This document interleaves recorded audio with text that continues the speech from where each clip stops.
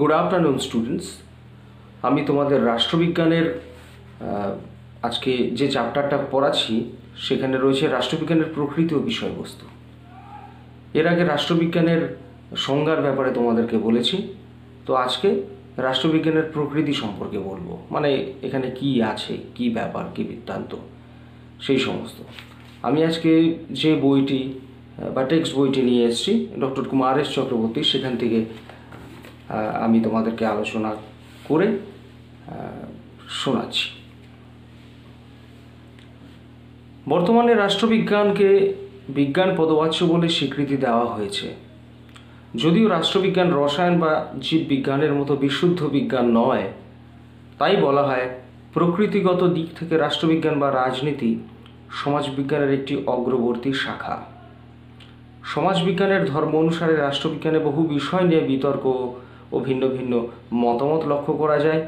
তাই রাষ্ট্রবিজ্ঞানের প্রকৃতি, পরিধি বা বিষয়বস্তু নিয়ে নানা মত ও তত্ত্ব আছে। আবার এই সব তত্ত্ব ও সম্ভাব্য যুগের পরিবর্তনের সঙ্গে সঙ্গে পরিবর্তিত হচ্ছে, এটাই স্বাভাবিক, কারণ রাষ্ট্রবিজ্ঞান গতিশীল সমাজবিজ্ঞান এর আলোচনার মূল ভিত্তি হলো বৈজ্ঞানিক যুক্তি ও তথ্য। দেখো, আমরা রাষ্ট্রবিজ্ঞানকে বিজ্ঞান বলছি, তবে এটা রসায়ন বা ফিজিক্স, সেই সমস্ত যে বিজ্ঞানগুলো রয়েছে সেগুলোর মতো তো নয়। ওগুলো বিশুদ্ধ বিজ্ঞান আর এটা তত্ত্বগত দিকের বিজ্ঞান। এবার দেখো, এর আগে আমরা দেখেছি রাষ্ট্রবিজ্ঞানের সংজ্ঞা। তো রাষ্ট্রবিজ্ঞানের সংজ্ঞার ক্ষেত্রে দেখেছি আমরা যে এখানেও মত রয়েছে বিভিন্ন রকমের। নির্দিষ্ট একটা সংজ্ঞা দিয়ে কখনোই সবাই যে একমত হতে পেরেছেন সেটা নয়, এক একজনের মতে এক একটা। ঠিক তেমনি রাষ্ট্রবিজ্ঞানের বিষয়বস্তুও একই রকমভাবে এক একজন রাষ্ট্রবিজ্ঞানী এক এক রকমভাবে বর্ণনা করেছেন যে রাষ্ট্রবিজ্ঞানে এই ব্যাপারগুলো তার বিষয়বস্তু হওয়া উচিত, ওই ব্যাপারগুলো হওয়া উচিত। তো এই সমস্ত দ্বিধা রয়েছে বিভিন্ন রাষ্ট্রবিজ্ঞানীর মধ্যে। তো এখানে যেটা বলা হয়েছে, দেখো, সমাজ হচ্ছে গতিশীল। মানুষ আগে বনে জঙ্গলে থাকতো, তোমাদেরকে আগে বলেছি, তারপরে আস্তে আস্তে নগর রাষ্ট্র, তারপরে বর্তমানের রাষ্ট্র গঠিত হলো। সমাজ পরিবর্তন হয়েছে, এবং যেহেতু সমাজ পরিবর্তন হয়েছে তাই রাষ্ট্রবিজ্ঞানও পরিবর্তন হয়েছে, তার বিষয়বস্তুও পরিবর্তন হয়েছে স্বাভাবিকভাবে। তাই রাষ্ট্রবিজ্ঞান একটি গতিশীল বিজ্ঞান এবং এটি সমাজবিজ্ঞানের একটি শাখা বলা যেতে পারে। তো যাই হোক, রাষ্ট্রবিজ্ঞানের আধুনিক বিজ্ঞানভিত্তিক আলোচনা খুব বেশি দিন না হলেও রাজনীতির চর্চা শুরু হয়েছে আজ থেকে প্রায় 250 বছর পূর্বে, প্লেটো এবং অ্যারিস্টটলের যুগ থেকে। 16 শতাব্দী পর্যন্ত শুধুমাত্র রাষ্ট্র, রাষ্ট্রীয় কাঠামো ও রাষ্ট্রের ভূমিকাই ছিল রাজনীতির মুখ্য বিষয় বস্তু। দেখো, সেই 2500 বছর আগে যখন প্লেটো, অ্যারিস্টটলের যুগ ছিল দার্শনিক তারা, সেই সময় রাষ্ট্রটা অন্য রকমের ছিল। এখনের মতো এরকম এত বৃহৎ রাষ্ট্র ছিল না, নগর রাষ্ট্র ছিল। তখন রাষ্ট্র সম্পর্কে আলোচনা বা রাজনীতির আলোচনাটাই আলাদা ছিল। তখন রাজা ছিল, রাজার ক্ষেত্রে রাজনীতির আলোচনা অন্য রকম হয়। আর বর্তমানের যে রাজনৈতিক পরিস্থিতি, এখানে তো রাজা বলে কেউ নেই, তাই এখনের রাজনীতির আলোচনাটা আলাদা। তাই সেই সময় রাষ্ট্রবিজ্ঞানের বিষয়বস্তু আলাদা ছিল এবং রাজনীতির বিষয়বস্তু সমস্ত কিছু আলাদা ছিল। এই ব্যাপারটা এখানে বলেছে। এবার দেখো, 17 শতাব্দী থেকে বিষয়বস্তুর পরিবর্তন করতে থাকে। 19বিংশ শতাব্দীতে প্রতিনিধিত্বমূলক গণতন্ত্রের বিকাশের সঙ্গে সঙ্গে রাজনীতির বিষয়বস্তু পরিধির ব্যাপক পরিবর্তন হয়। দেখো, বলছে 17 শতাব্দী থেকে পরিবর্তন স্টার্ট হয় মানুষের মধ্যে, মানুষের সমাজ চেঞ্জ হয়। তারপরে দেখো, যখন শিল্প বিপ্লব হয়েছিল ইউরোপে, যখন মেশিন আবিষ্কার হলো, তোমার কাপড় বোনা শুরু হলো, বিভিন্ন চটকল, মিল, তাদের বিভিন্ন প্রোডাকশন হাউসগুলো তৈরি হলো, কলকারখানা তৈরি হয়ে গেল। সেই সময় পুঁজিপতি শ্রেণীরা, যারা মিল মালিক ছিলেন, কলকারখানার মালিক ছিলেন, এরকম একটা শ্রেণীর উদ্ভব হলো এবং তারা রাষ্ট্রকে কন্ট্রোল করবার একটা চেষ্টা করলেন তাদের পয়সা বা আর্থিক বল দিয়ে বা তাদের বুদ্ধি দিয়ে। তাই তারাও কিন্তু রাজনীতির মধ্যে চলে আসলেন। এর ফলে রাজনীতির আরও পরিবর্তন হলো। যখন শিল্প বিপ্লব ঘটল। এছাড়াও দেখো, যখন এখানে বলছে ঊনবিংশ শতাব্দীর শুরুতে যখন গণতান্ত্রিক ব্যবস্থা শুরু হলো, আস্তে আস্তে রাজাদের রাজত্ব লোপ পেতে থাকলো, মানে যে রাজতন্ত্র সেটা আস্তে আস্তে গণতন্ত্রে পরিণত হলো, যে মানুষের থেকেই শাসক ভোটের মাধ্যমে একটা শাসক দল গঠিত হবে যারা দেশ শাসন করবে। এই যে গণতান্ত্রিক পদ্ধতি, সমস্ত এক একটা যারা গোষ্ঠী আছে তাদের থেকে এক একটা নেতৃত্ব উঠে আসবে, প্রতিনিধি উঠে আসবে, এই গণতান্ত্রিক পদ্ধতির পরিবর্তন হলো। তখন রাষ্ট্রবিজ্ঞানের আলোচনার ক্ষেত্রেও পরিবর্তন হলো, শুধু রাজার আলোচনাতেই সীমাবদ্ধ থাকলো না। তো এটাই এখানে বলেছে যে সেই সময়ও এইভাবে সমস্ত কিছু পরিবর্তন হলো রাষ্ট্রবিজ্ঞানের আলোচনার। এইভাবে দেখো, রাষ্ট্রবিজ্ঞানীরা বিভিন্নভাবে ওনারা চেষ্টা করেছেন বিষয়বস্তুগুলোর বর্ণনা করবার। তো রাষ্ট্রবিজ্ঞানের আলোচনার বিষয়বস্তু নিয়ে বিভিন্ন রাষ্ট্রবিজ্ঞানীর মধ্যে এই মতপার্থক্যের জন্য রাষ্ট্রবিজ্ঞানের বিষয়বস্তুগুলিকে কয়েকটি ভাগে ভাগ করা হয়ে থাকে। এগুলি হলো রাষ্ট্রকেন্দ্রিক বিষয়বস্তু, 2 নম্বর আধুনিক বিষয়বস্তু, 3 মার্ক্সীয় বিষয়বস্তু, 4 হচ্ছে ইউনেস্কোর সিদ্ধান্ত, 5 অতি সাম্প্রতিক শ্রেণী বিভাজন বা পরিধি। এই কতগুলো ভাগ রয়েছে। তো আমরা আজকে রাষ্ট্রকেন্দ্রিক বিষয়বস্তু সম্পর্কেই আলোচনা করব। আমি দেখছি তোমাদেরকে কতটা বোঝাতে পারি। তাহলে চলো, যে 5টা বলা হলো যে রাষ্ট্রবিজ্ঞানীরা আলোচনা করেছেন, এই 5টা বিষয় যে রাষ্ট্রবিজ্ঞানের তোমার বিষয়বস্তু এটা হতে পারে। প্রথম, রাষ্ট্রকেন্দ্রিক বিষয়বস্তু, যেখানে রাষ্ট্র নিয়ে আলোচনা করা হয়। শোনো, রাষ্ট্রবিজ্ঞানের বিষয়বস্তুর কেন্দ্রবিন্দুতে আছে রাষ্ট্র। এর গুরুত্ব বোঝা যায় অধ্যাপক গার্নারের বিখ্যাত উক্তিতে।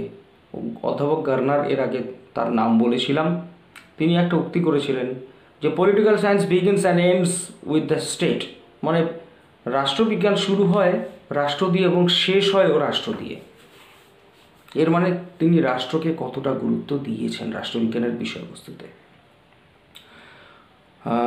প্লেটো, অ্যারিস্টটলের যুগ থেকে রাষ্ট্রের আলোচনার মধ্যে রাজনীতি বা রাষ্ট্রবিজ্ঞানের বিষয়বস্তু সীমাবদ্ধ ছিল।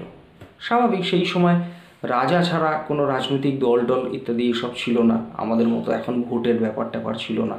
তাই রাজা যে নীতি নির্ধারণ করতেন সেগুলোই ছিল একমাত্র নীতি। তাই রাষ্ট্র বলতে মানে রাষ্ট্রের মধ্যে, রাষ্ট্রবিজ্ঞানের মধ্যে আলোচনার বিষয়বস্তুর মধ্যে সেই রাষ্ট্রের ব্যাপারটাই বা রাজার ব্যাপারটা সেটাই থাকতো আর কি। এবার রাষ্ট্রের আলোচনা বলতে যেটা বোঝা যায় যে রাষ্ট্রের উৎপত্তি, প্রকৃতি, বিবর্তন, রাষ্ট্র সম্পর্কীয় তত্ত্ব, রাষ্ট্রের জনকল্যাণকর ভূমিকা প্রভৃতিকে বোঝায়। রাষ্ট্রটা কিভাবে উদ্ভব হলো? মনে করো আমাদের মুঘল সাম্রাজ্য, সেই সময় যে ভারত ছিল সেটার উদ্ভব কিভাবে হলো? সেই সময় ইব্রাহিম লোদিকে বাবর হারালো পানিপথের প্রথম যুদ্ধে, খুব সম্ভবত 1526 খ্রিস্টাব্দে। তারপর ভারতবর্ষে বাবর এসে মুঘল সাম্রাজ্যের পতন করল এবং পরবর্তীকালে আকবর সেটাকে বিস্তৃতি দিয়ে একটা পূর্ণাঙ্গ সাম্রাজ্যের রূপ দিতে পারলো এবং তাকে তো বলা হয় যে মুঘল সাম্রাজ্যের মূল স্থপতি। তো এইভাবে রাষ্ট্রের একটা উৎপত্তি হয় এবং তার প্রকৃতি, রাষ্ট্রটা কেমন ছিল, কিভাবে চলতো, তার শাসন ব্যবস্থা ইত্যাদি প্রকৃতি, এই সমস্ত ব্যাপারগুলো তারপরে বিবর্তন, কিভাবে আস্তে আস্তে পরিবর্তন হয়ে এরকমভাবে রাষ্ট্রটা কালকে কী ছিল আজকে কী হলো, সেই সমস্ত ব্যাপার। তারপর রাষ্ট্র সম্পর্কে বিভিন্ন তত্ত্ব, যে কোনো রাষ্ট্র সম্পর্কে যে রাষ্ট্রবিজ্ঞানের তত্ত্ব দিয়ে থাকেন, যেমন মার্ক্সীয় তত্ত্ব, তারপরে অ্যালান বল ইত্যাদি, তারা যে তত্ত্ব দেন, এগুলো আলোচনা থাকে রাষ্ট্রবিজ্ঞানের বিষয়বস্তুতে। তারপরে রাষ্ট্রের জনকল্যাণকর ভূমিকা প্রভৃতিকেও বোঝায়। যেমন রাষ্ট্রে যেমন নাগরিকরা থাকে, এবার রাষ্ট্র সেই নাগরিকদেরকেই সুযোগ সুবিধা দিয়ে থাকে, এবং কোনো নাগরিক রাষ্ট্রে থাকলে তার কি লাভ হয়, এই রাজ্যে বা এই রাষ্ট্রে তার কী লাভ হয় বা অন্য রাষ্ট্রে তাদের কী লাভ হয়, সেই সমস্ত তুলনামূলক বিচারও থাকে। তাই এখানে রাষ্ট্র কীভাবে তার নাগরিকদের মানে ভালো রাখে, জনকল্যাণকর ভূমিকা রাখে, সেই ব্যাপারটাও বোঝায়। আচ্ছা, ব্যক্তি ও সমাজ জীবনে রাষ্ট্রের অবদান ও ভূমিকা অপরিসীম। দেখো, ওই একই ব্যাপার, সমাজ জীবনে রাষ্ট্রের অবদান কি? সমাজটা যে চলছে, ব্যক্তি যে চলছে, রাষ্ট্রের থেকে সুবিধা নিয়েই চলছে। একটা রাষ্ট্রই তো সমস্ত সুযোগ সুবিধা দিচ্ছে। কোনো জায়গায় স্কুল করছে, কোনো জায়গায় ব্রিজ বানাচ্ছে, রাস্তা বানাচ্ছে, ঘর করে দিচ্ছে, এই সমস্তই তো রাষ্ট্র বিভিন্ন সুযোগ সুবিধা দিচ্ছে। তারপরে বর্তমানে মনে করো যারা পিছিয়ে পড়া মানুষ আছে তাদেরকে এগিয়ে নিয়ে যাওয়ার জন্য বিভিন্ন ধরনের সাহায্য দিচ্ছে, স্কলারশিপ দিচ্ছে, এগুলোই তো রাষ্ট্রের সাহায্য।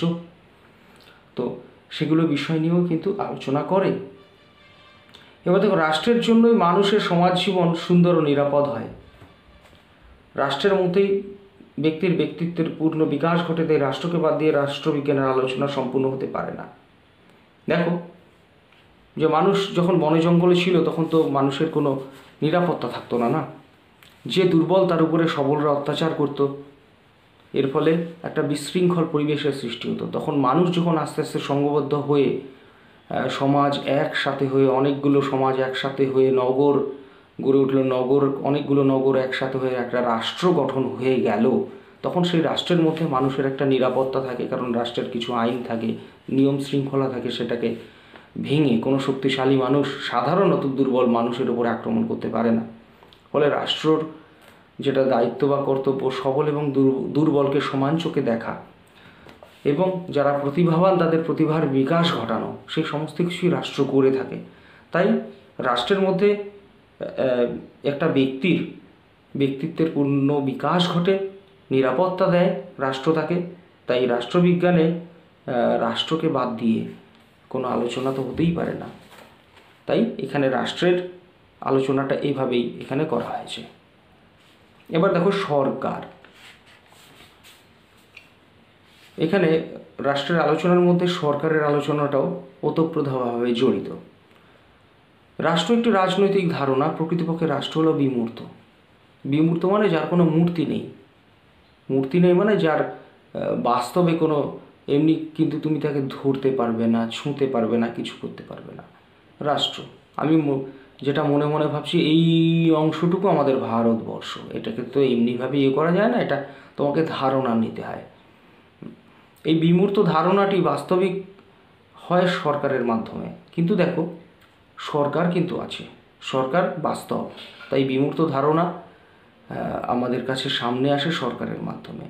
কারণ সরকার তো আমাদের সমাজ থেকেই যারা বিভিন্ন মানুষ আছেন তাদেরকেই তো পাঠানো হয়। তারা মন্ত্রী মিনিস্টার হন, প্রধানমন্ত্রী হন, রাষ্ট্রপতি হন, তারপরে বিভিন্ন সরকারের আন্ডারে যেমন ডিস্ট্রিক্ট ম্যাজিস্ট্রেট থাকেন, বিভিন্ন আমলারা থাকেন, মন্ত্রীরা থাকেন, আমাদের স্থানীয় স্তরে পঞ্চায়েত প্রধান, উপপ্রধান, সভাপতি তারা থাকেন। তো এরাই তো দেশটাকে চালান বাস্তবিকভাবে। তাই এখানে বিমূর্ত ধারণাটি রাষ্ট্রের বাস্তবায়িত করা হয় সরকারের মাধ্যমে। রাষ্ট্রের লক্ষ্য উদ্দেশ্য রূপায়িত হয় সরকারের দ্বারা। সরকার হচ্ছে রাষ্ট্রের মূল চালিকা শক্তি। তাই সিলি, লিকক, স্মিথ প্রমুখ রাষ্ট্রবিজ্ঞানীগণ সরকারকে রাষ্ট্রবিজ্ঞানের একমাত্র আলোচ্য বিষয়বস্তু হিসাবে চিহ্নিত করেছেন।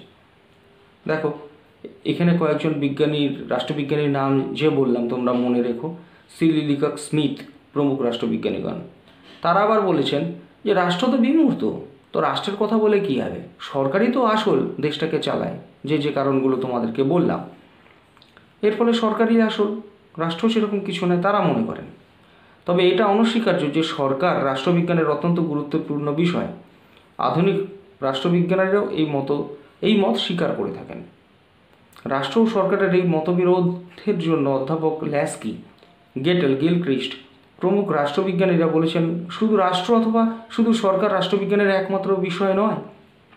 রাষ্ট্রবিজ্ঞান রাষ্ট্র ও সরকারের উভয় বিষয় নিয়ে আলোচনা করে থাকে। দেখো এখানে অধ্যাপক গ্যাটেল গার্নার বলেছিলেন যে রাষ্ট্র দিয়েই রাষ্ট্রবিজ্ঞানের শুরু এবং শেষ আলোচনা।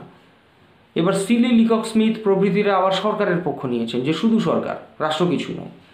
আবার এখানে ল্যাস্কি, গেটেল, গিলক্রিস্ট এরা বলেছেন যে শুধু রাষ্ট্র বা শুধু সরকার নিয়ে রাষ্ট্রবিজ্ঞানের আলোচনা হতে পারে না, রাষ্ট্রও যেরকম দরকার সরকারও তেমন দরকার। কারণ যদি রাষ্ট্রই না থাকে তাহলে সরকার কোথা থেকে আসবে? এটাও তো সত্যি, এটা মুরগি আগে না ডিম আগে এরকম একটা ব্যাপার দাঁড়িয়ে যায়। তবুও রাষ্ট্র গঠিত হবে আগে, তারপরে সেটা সরকার চালাবে। তাই এরা হচ্ছে, আমি বলি তো, পরস্পরের পরিপূরক। রাষ্ট্র ছাড়া সরকার চলে না, সরকার না থাকলে রাষ্ট্রই বাকি। তো তাই দুটোকেই লাগবে, এই ধরনের মত রয়েছে অধ্যাপক ল্যাস্কি, গেটেল, গিলক্রিস্ট।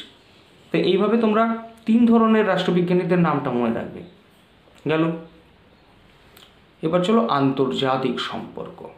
এখানে এইগুলো কিন্তু মনে রাখবে, সব যে আলোচনা করছি রাষ্ট্রকেন্দ্রিক বিষয়বস্তু, কিন্তু আমরা কিন্তু আধুনিক বিষয়বস্তু বা মার্ক্সীয় বিষয়বস্তুতে যাইনি। শুধু রাষ্ট্রকেন্দ্রিক বিষয়বস্তুর মধ্যে রাষ্ট্রর ব্যাপারটা পড়ালাম, সরকার পড়ালাম, এবং তার মধ্যে এখন আন্তর্জাতিক সম্পর্ক। এখন চলো, যে সমাজের একটি পরিবার অন্য একটি পরিবারের সঙ্গে কোনো রকম সম্পর্ক না রেখে যেমন বসবাস করতে পারে না, তেমনি পৃথিবীর একটি রাষ্ট্র অন্য কোনো রাষ্ট্রের সঙ্গে সম্পর্ক না রেখে টিকে থাকতে পারে না। মনে করো আমাদের দেশ ভারতবর্ষ, কিন্তু আমাদের দেশে সব জিনিস কি উৎপাদন হয়? দেখো, যখন সেই পাঞ্জাবে যখন কৃষি বিপ্লব হলো, তারপরে কিন্তু আমরা স্বয়ংসম্পূর্ণ হলাম, নিজেদের খাদ্য আমরা নিজেরা সম্পূর্ণ তৈরি করতে পারলাম। তার আগে কিন্তু বিভিন্ন জায়গা থেকে, আমেরিকা থেকে বা অন্যান্য জায়গা থেকে, দেশ থেকে আমাদের খাদ্য আসতো। তো যদি তাদের সঙ্গে সম্পর্ক ভালো না থাকতো তাহলে সেই সমস্ত খাদ্যশস্য আমরা পেতাম না। তখন কি হতো? এখানে আমাদের অসুবিধা হতো, কারণ আমাদের উৎপাদন বৃদ্ধি হয়নি তখন। এখন হয়েছে, এখন আমরা স্বয়ংসম্পূর্ণ। কিন্তু তবুও আমরা কি সমস্ত খাদ্যের বিষয়ে আমরা স্বয়ংসম্পূর্ণ, কিন্তু সমস্ত বিষয়ে কি স্বয়ংসম্পূর্ণ? মোটেই না। যেমন দেখো, আমাদের দেশে তো অনেক জনসংখ্যা, অনেক গাড়ি বা আরও অন্যান্য কারণে আমাদের জ্বালানি তেল তো লাগে। গাড়ি চালাতে হয়, কলকারখানা চালাতে হয়, প্লেন চালাতে হয়, তো জ্বালানির তো প্রয়োজন। তো এত জ্বালানি কিন্তু আমাদের দেশে উৎপাদিত হয় না, তা আমাদেরকে বিদেশ থেকে আমদানি করতে হয়। এছাড়াও আরও অনেক জিনিস রয়েছে,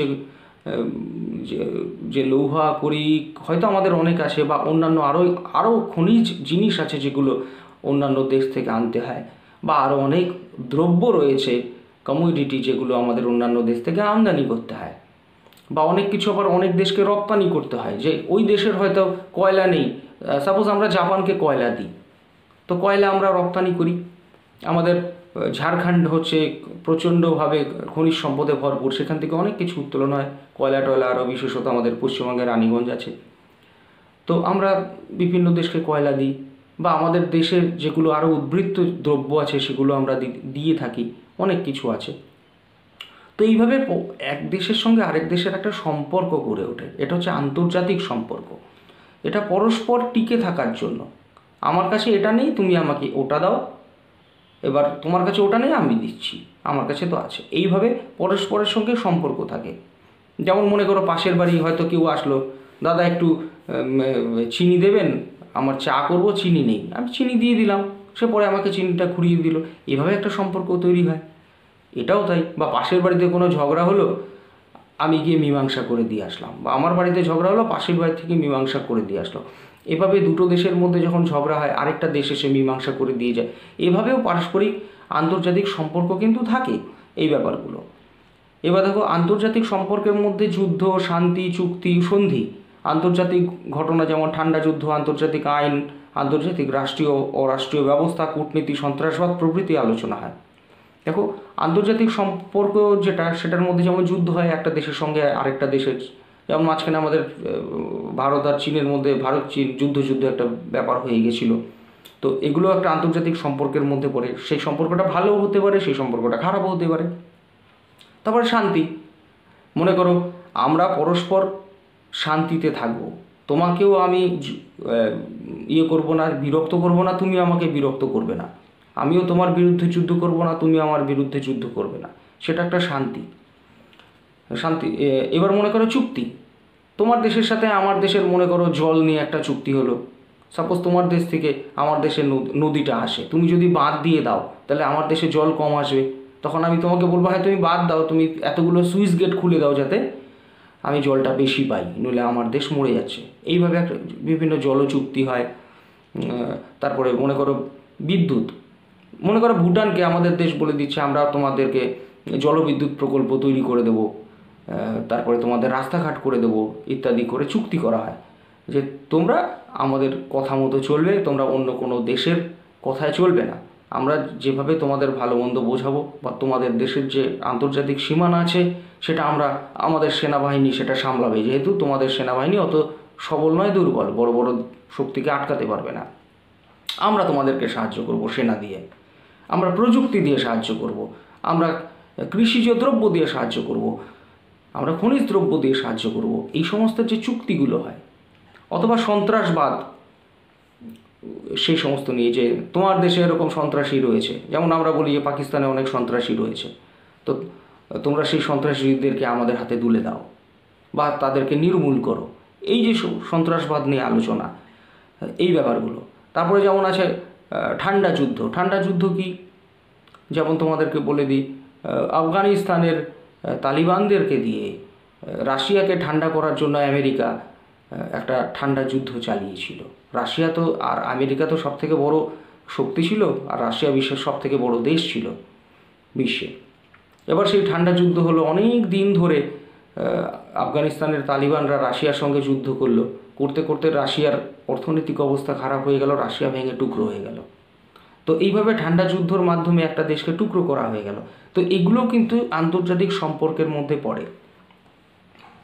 তারপরে দেখো আন্তর্জাতিক আইন, আন্তর্জাতিক এক একটা আইন আছে, যেরকম দেখো তোমরা যদি পেপার পড়ো, কুলভূষণ মামলা বলে একটা ব্যাপার আছে, যে সেই আফগানিস্তানের ওদিক থেকে মনে হয় নাকি ইরানের ওখান থেকে একজন ভারতীয় নৌসেনার অফিসারকে পাকিস্তান ধরে নিয়ে গিয়েছিল, নিয়ে বলেছে হচ্ছে ইন্ডিয়ার চর, তার নাম হচ্ছে কুলভূষণ যাদব। তো এবার তাকে তারা ফাঁসি দিয়েছে। এবার ভারত চলে গেছে আন্তর্জাতিক আদালতে, যে এই মানুষটাকে ফাঁসি দিয়েছে কোনো প্রমাণ ছাড়াই, ওরা নিজেরাই নিজেদের মতো করে ফাঁসি দিয়েছে। এবার আন্তর্জাতিক আদালত পাকিস্তানকে ডেকেছে, ইন্ডিয়াকে ডেকেছে, এবং তাদের ফাঁসি আপাতত রদ করা আছে। তো দেখো এটা আন্তর্জাতিক আইন, যে আমি চাইলেই যা কিছু ইচ্ছা করে ফেলতে পারি না আরেকটা দেশের লোকের সঙ্গে, সেখানে আন্তর্জাতিক আইন বাধা হয়ে দাঁড়াতে পারে, বা এবং আরও অনেক ব্যাপার আছে আন্তর্জাতিক আদালত, এটা পরবর্তীকালে তোমরা পড়তে পারবে। তো এটা হচ্ছে আন্তর্জাতিক আইন। তারপর দেখো আন্তর্জাতিক রাষ্ট্রীয় ও অরাষ্ট্রীয় ব্যবস্থা,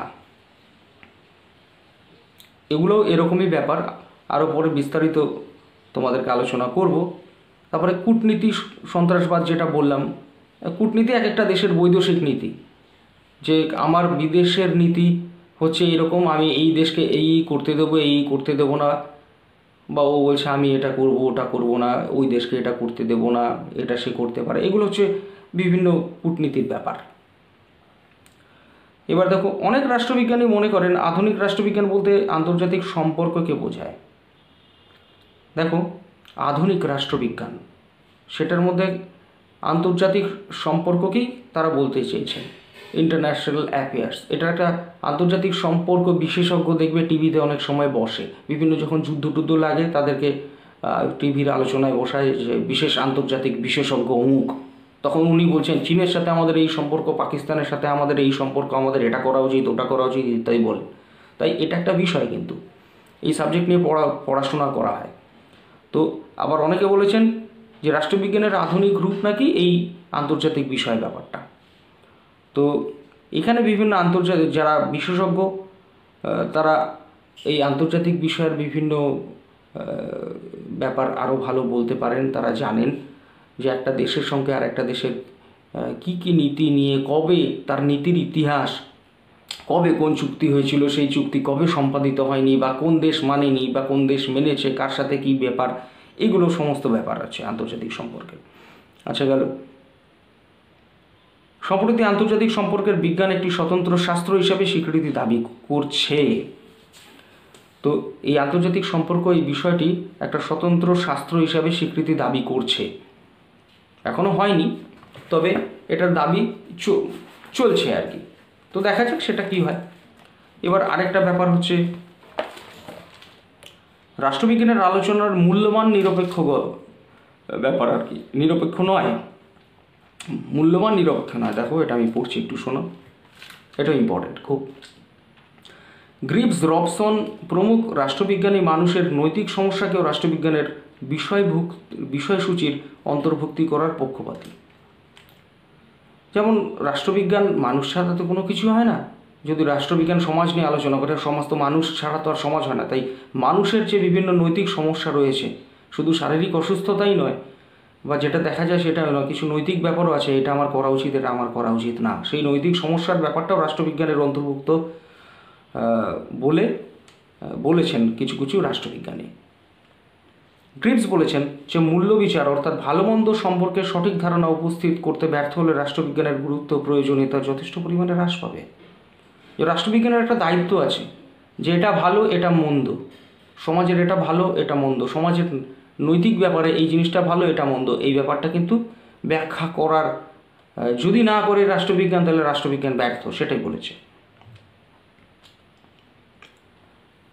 রবসনের মতে কেবল যা আছে তা নিয়ে রাষ্ট্রবিজ্ঞান আলোচনা করে না, সেই সঙ্গে যা হওয়া উচিত তাও রাষ্ট্রবিজ্ঞানের আলোচ্য বা বিবেচ্য বিষয়।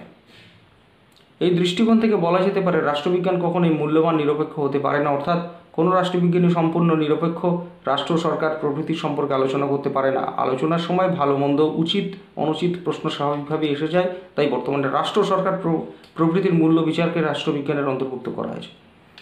দেখো, রাষ্ট্র কোনো সরকার চালায়, সেই সরকারের ভালো বা মন্দ বা কোনো রাষ্ট্রের নীতির ভালো বা মন্দ, সেই ব্যাপারটার নিয়ে যদি আলোচনা হয় তখন নিশ্চয়ই সেখানে বিভিন্ন রাষ্ট্রবিজ্ঞানীদের মধ্যে মতবিরোধ থাকবে। কেউ কোনো রাষ্ট্রবিজ্ঞানী কোনো সরকারকে বা কোনো রাষ্ট্রনীতিকে পছন্দ করতেও পারেন, আবার কোনো রাষ্ট্রবিজ্ঞানী করতে নাও পারেন। তাই দেখো এখানে কিন্তু এই সমস্ত জিনিসের মূল্য বিচারের যে ব্যাপারটা রয়েছে সেটা কিন্তু নিরপেক্ষ নয়, কারণ রাষ্ট্রবিজ্ঞানীরা কেউ এদিক কেউ ওদিক তাদের মত রাখবেন। তাই এটাকে বলা হচ্ছে মূল্যবান নিরপেক্ষ নয়। তো এই ব্যাপারটাও গেল। নেক্সট, আইন। বিভিন্ন রাষ্ট্রবিজ্ঞানীদের মতামত বিশ্লেষণ করলে বলা যায় রাষ্ট্র আইনানুগভাবে গঠিত সর্বোচ্চ সামাজিক প্রতিষ্ঠান। দেখো আমাদের আইন যেটা, রাষ্ট্র তো আইন আছে, তোমরা জানো যে মনে করো তোমরা যদি বাইক চালাও হেলমেট না পরে, তোমাদেরকে পুলিশ ধরার আইন আছে, ফাইন করার আইন আছে। তোমরা যদি লাইসেন্স বা রেজিস্ট্রেশন ইত্যাদি তোমরা এতদিন না রাখতে, তাহলে তোমাদেরকে আইন মাফিক তোমাদের বিরুদ্ধে ব্যবস্থা নেওয়া যেত। যদিও এখন নতুন আইন নাকি এসেছে, আমি পেপারে পড়েছি যে এখন সব ডিজিটালভাবে তোমরা তোমাদের বৈধ বাইকের বা গাড়ির কাগজপত্র রাখতে পারো, যে ডিজি লকার ইত্যাদির মাধ্যমে, সেভাবেও পুলিশ দেখতে পারে। অসুবিধা নেই যে তোমাদেরকে রাখতেই হবে সেগুলোর অরিজিনাল কপিগুলো, কাগজপত্র গাড়ির। এটা নাকি হয়েছে আমি শুনেছি, কিন্তু এতদিন তো ছিল না। তো সেটা না থাকলে পরে পুলিশ ধরতো, সেই আইন মোতাবেক, ধারা মোতাবেক তোমাদেরকে বা আমাদেরকে শাস্তি দিত বা ফাইন করতো। বা যদি ট্রেনে টিকিট না কেটে কেউ ওঠে, তার একটা আইন আছে। বা এছাড়াও গোটা দেশে তো বিভিন্ন ক্রিমিনালদের জন্য আলাদা আইন আছে, কে কী ধরনের ক্রাইম করেছে তার বিধান আছে, আইন আছে, আদালতে কীভাবে নিতে হয় সব কিছু জানো। তো অন্যান্য বিভিন্ন যেমন প্রতিষ্ঠান, কোনো ক্লাব, তারা তাদের নিজস্ব কিছু আইন করে রাখে যে ক্লাবে এত সদস্য এইভাবে ঢুকবে, অমুকটা সময় ক্লাব বন্ধ থাকবে, ক্লাবের এই নীতি আছে। তো সমস্ত প্রতিষ্ঠানেরই বা কোনো ধর্মীয় প্রতিষ্ঠান তাদের কিছু নির্দিষ্ট নীতি তারা রাখে। তাদের মধ্যে এই সমস্ত প্রতিষ্ঠানের মধ্যে যেটা বলা যায় আর কি, যে রাষ্ট্র আইনানুগভাবে গঠিত সর্বোচ্চ সামাজিক প্রতিষ্ঠান।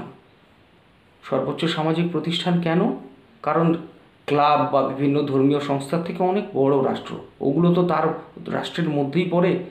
রাষ্ট্রের মধ্যে সব থেকে বড় সমাজ, সব থেকে বেশি লোকসংখ্যা থাকে, তাই রাষ্ট্র হচ্ছে সব থেকে বড় সামাজিক প্রতিষ্ঠান। এবং যেহেতু রাষ্ট্র আইনের মাধ্যমে চলে, তাই একে বলা হচ্ছে সব থেকে বড় আইনানুগভাবে গঠিত মানে সর্বোচ্চ সামাজিক প্রতিষ্ঠান। এবার দেখো, আইন সংক্রান্ত আলোচনা রাষ্ট্রবিজ্ঞানের অন্যতম গুরুত্বপূর্ণ বিষয়। রাষ্ট্রের একটি অপরিহার্য উপাদান হলো সরকার। সরকারের উপর দেশের শাসনভার অর্পিত থাকে। আইন বা সংবিধান ছাড়া শাসনকার্য পরিচালনা করা সম্ভব নয়। রাষ্ট্রের হয়ে আইন তৈরি করে সরকার, রাষ্ট্র তাকে স্বীকৃতি দেয়। তাই আইন প্রণয়ন পদ্ধতি, আইন সংশোধন প্রভৃতি আইন সংক্রান্ত নানা বিষয় রাষ্ট্রবিজ্ঞানে আলোচিত হয়ে থাকে। রাষ্ট্রকে চালায় সরকার এবং সরকার আইন প্রণয়ন করে মানুষের জন্য। কারণ এতগুলো মানুষ আমাদের দেশে, মনে করো 130 কোটি বলে 150 কোটি বলে এত লোক আছে, তাদেরকে যদি একটা আইনে আমরা বেঁধে রাখতে না পারি, তাহলে বিশৃঙ্খল হয়তো সবল দুর্বলের উপরে আক্রমণ শুরু করবে এবং সম্পত্তি ছিনিয়ে নেবে। তাই তো আইন, যাতে আমরা সবাই সঠিক বিচার পাই এবং সবাই স্বাভাবিকভাবে আমরা বেড়ে উঠতে পারি, রাষ্ট্রের মধ্যে আমাদের বৃদ্ধি ঘটে, আমাদের উন্নয়ন ঘটে, সে আমাদের সামাজিক উন্নয়ন হোক, আর্থিক হোক, যাই হোক না কেন, মানসিক হোক। তো সেটা সঠিক আইন প্রণয়নের মাধ্যমে এবং সেই আইনটা যারা বাস্তবে রূপায়িত করবেন, তাদের কাজের মাধ্যমেই সেটা সফল হয়। তাই আইন ছাড়া কোনো রাষ্ট্র চলতে পারে না। সংবিধানের মাধ্যমেই কোন আইন কোথায় প্রয়োগ হবে সেটা সংবিধানের ধারা অনুযায়ী বলা থাকে। তাই সংবিধান এবং আইন ছাড়া রাষ্ট্রবিজ্ঞানে আলোচনা হতে পারে না। আচ্ছা, চলো এবার হচ্ছে অতীত, বর্তমান ও ভবিষ্যৎ সম্পর্কে। কয়েকজন বিশিষ্ট দার্শনিক রাষ্ট্রবিজ্ঞানকে উদ্দেশ্যমূলক বিজ্ঞান বলে বর্ণনা করেছেন। অনেকে আবার মনে করেন রাজনীতি চর্চায় বিশ্লেষণ সর্বাধিক গুরুত্বপূর্ণ বিষয়। বিশ্লেষণ ব্যতীত কোনো সিদ্ধান্তই সঠিকভাবে গ্রহণ করা সম্ভব নয়। দেখো, একটা রাষ্ট্রর মধ্যে যেমন সরকার আছে, আজকে এই সরকার আছে, আগে ওই সরকার ছিল, ভবিষ্যতে হয়তো আরেক সরকার আসবে। তো তাদের যে কাজ, তাদের কাজের পরিধি, তাদের কাজের পদ্ধতি, সব কিছু নিয়েই কিন্তু একটা বিচার বিশ্লেষণ করা হয়, বা রাষ্ট্রের নীতি। তো আগে কি ছিল, এখন কি আছে, ভবিষ্যতে কি হতে পারে, এই সমস্ত ব্যাপারগুলো নিয়ে যে বিচার বিশ্লেষণ হয়।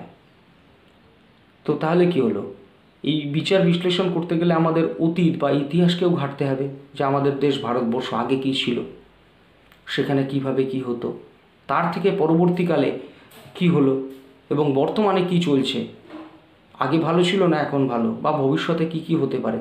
এই যে তুলনামূলক বিচার, এই সমস্ত ব্যাপার কিন্তু রাষ্ট্রবিজ্ঞানে রয়েছে। তাই এখানে বলেছে অতীত, বর্তমান ও ভবিষ্যৎ নিয়ে আলোচনা করে। এখানে দেখো, আর.জি. গেটল কি বলেছেন, যে রাষ্ট্রনৈতিক সংগঠন, প্রতিষ্ঠান ও মতবাদগুলির অতীত, বর্তমান, ভবিষ্যৎ সম্পর্কে আলোচনা করা হলো রাষ্ট্রবিজ্ঞানের উদ্দেশ্য। যে রাষ্ট্রনৈতিক বিভিন্ন সংগঠন তো থাকে দেশে, সেগুলো বিভিন্ন প্রতিষ্ঠান আছে, তারপরে বিভিন্ন মতবাদগুলো যেগুলো আলোচনা করেছি, সেগুলোর অতীত, বর্তমান, ভবিষ্যৎ কি হতে পারে, কি ছিল ইত্যাদি রাষ্ট্রবিজ্ঞান আলোচনা করে থাকে। এই দুজন বিখ্যাত পণ্ডিতের বক্তব্য থেকে একথা স্পষ্ট বোঝা যায় যে বিশ্লেষণ ও উদ্দেশ্য রাষ্ট্রবিজ্ঞানের পরিধির অন্তর্গত দুটি গুরুত্বপূর্ণ বিষয়, বিশ্লেষণ এবং উদ্দেশ্য। আর রাষ্ট্র ও সরকার সম্পর্কে বিশ্লেষণ মানে অতীত ও বর্তমান সম্পর্কে জ্ঞানার্জন। কোনো সরকারকে ভালো না মন্দ, সেই ব্যাপারটা যদি আমি বিশ্লেষণ করতে যাই, সরকার আগে থেকে কি কাজ করছে, বর্তমানে কি চলছে, বা ভবিষ্যতে তার কী পরিকল্পনা আছে, এগুলো বিশ্লেষণ করার ব্যাপার আছে। তাই সেই বিষয়ে জ্ঞানার্জন করতে হবে, যা ইতিহাসের সাহায্য ছাড়া সম্ভব নয়। যেটা বললাম, আমার ভারতবর্ষ আগে কী ছিল সেটা জানতে গেলে তো আমাকে ইতিহাসটা জানতে হবে। আবার শুধু বিশ্লেষণ বা জ্ঞান অর্জন করে ছেড়ে দেওয়া যায় না, যে শুধু বিশ্লেষণ করলাম, জানলাম আর ছেড়ে দিলাম, তাহলে তো হবে না। মানুষের ভবিষ্যৎ রাষ্ট্র ও সমাজ জীবনে সমৃদ্ধ করার উদ্দেশ্যে পরিকল্পনা গ্রহণ করতে হবে। এই ইতিহাসে আমরা এই ছিলাম, আগে আমরা এই ছিলাম, এই করেছি, করে ছেড়ে দিলাম। তো ইতিহাসে যখন দেখলাম আমাদের এই ভুলগুলো হয়েছে, সেই ভুলগুলোকে তো পরিবর্তন করতে হবে যাতে ভবিষ্যতে আমরা আরও ভালো থাকি। মনে করো কোনো দেশের সাথে কোনো একটা চুক্তি করা হয়েছিল, যেই চুক্তিতে আমরা হেরে গেছি। হয়তো আমরা সেই দেশের সাথে যুদ্ধে জিতেছিলাম, কিন্তু চুক্তিতে হেরে গেছি। সেটা আমাদের সেই সময়ের যারা ছিলেন তারা হয়তো সঠিক চুক্তিটা করেননি। এখন সেটাকে চেঞ্জ করার সময় এসেছে, মনে করে এরকম কোনো ব্যাপার। তো এর ফলে শুধু আলোচনা বিশ্লেষণ যে আমরা ওই সময় এরকম দুর্বল ছিলাম, আমাদের শাসন ব্যবস্থা ঠিক ছিল না, বৈদেশিক আক্রমণ হতো, আমাদের সেনাবাহিনী ঠিক ছিল না, এর জন্য ভারতবর্ষ টুকরো টুকরো হয়ে গেছিল, এরকম অনেক আক্রমণ হয়েছিল, অমুক মন্দির লুণ্ঠন হয়েছিল, হাবিজাবি অনেক ঘটনা থাকতে পারে। কিন্তু ওটার উপরে জ্ঞান অর্জন করে বিশ্লেষণ করে আমাদের বর্তমানে শক্তিশালী হতে হবে, যে আমাদেরকে শক্তিশালী হতে হবে যাতে আবার কেউ আমাদেরকে আক্রমণ করে আমাদেরকে ভাঙতে না পারে, আমাদের সার্বভৌমত্ব যাতে এক থাকে, আমাদের ভারতবর্ষ যাতে আবার টুকরো না হয়ে যায়। সেই যে ব্যাপারগুলো আমি তোমাদেরকে বোঝানোর চেষ্টা করলাম, যে আগের ব্যাপারগুলো জেনে নিয়ে সেগুলোর বিশ্লেষণ করে এবং সঠিক পরিকল্পনা বর্তমানে গ্রহণ করে যাতে ভবিষ্যতে আমাদের লাভ হয়, আমাদের দেশ আরও সুগঠিত হয়, আমাদের সমাজ জীবন যাতে আরও সুগঠিত হয়, সেই ব্যাপারের পরিকল্পনা করতে হবে। সেই ব্যাপারও রাষ্ট্রবিজ্ঞান কিন্তু বলেই।